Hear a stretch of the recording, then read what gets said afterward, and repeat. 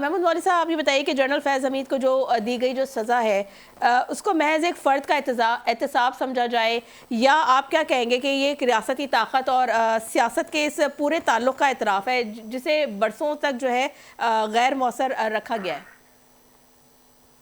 بسم اللہ الرحمن الرحیم۔ دیکھیں، پہلے تو میں یہ کہوں گا ہمارے سیاستدان جو ہے، ہم سب سیاستدان ہیں، پہلے یہ فیصلہ کر لیں کہ ملک میں سیاسی نظام چاہتے ہیں یا ملک میں جمہوری نظام چاہتے ہیں یا آمریت چاہتے ہیں۔ اس کی وجہ یہ ہے کہ ہم جس اتنے سالوں سے جو ملک کو ہم چلا رہے ہیں، جمہوریت اور آمریت کو بلینڈ کرنے کی کوشش کرتے ہیں۔ جب آمریت آتی ہے وہ جمہوریت میں بلینڈ ہونا چاہتی ہے، جب جمہوریت آتی ہے وہ آمریت میں کو ساتھ لے کے چلنا چاہتی ہے۔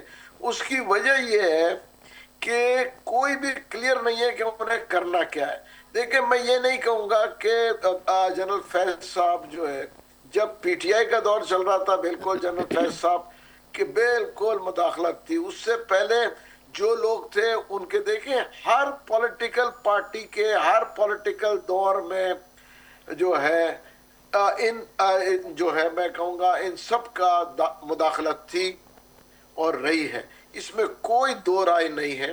یہ دیکھیں نا، ہم اپنے آپ سے جھوٹ بولیں تو وہ الگ بات ہے، لیکن شیر علی آفریدی صاحب تو ڈینائل پہ جا رہے ہیں۔ محمود مولوی صاحب، شیر علی آفریدی کہہ رہے ہیں، میں بتاؤں دیکھیں، یہ تو میں بتا رہا ہوں نا، اوپن بتا رہا ہوں، چاہے پیپلز پارٹی ہو، چاہے پی ایم ایل ہو، چاہے پی ٹی آئی ہو۔ میں پی ٹی آئی میں basically special assistant to prime minister بھی رہا ہوں، ٹھیک ہے نا۔